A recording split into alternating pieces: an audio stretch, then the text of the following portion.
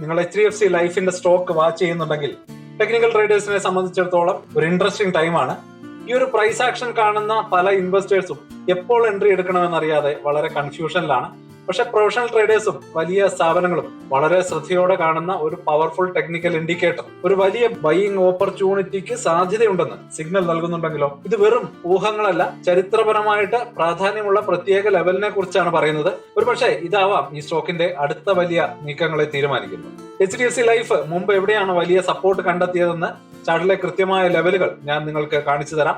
200-day moving ആവറേജിന് അടുത്തുള്ള ഈ level എന്തുകൊണ്ടാണ് ഇത്രയും പ്രധാനപ്പെട്ടതാകുന്നതെന്നും നമുക്ക് ഡീറ്റെയിൽ ആയിട്ട് പരിശോധിക്കാം. അതിനും പ്രധാനമായി ഉയർന്ന സാധ്യതകളുള്ള ഒരു എൻട്രി പോയിന്റ് എങ്ങനെ കണ്ടെത്താമെന്ന് ഞാൻ നിങ്ങൾക്ക് പറഞ്ഞു തരാം.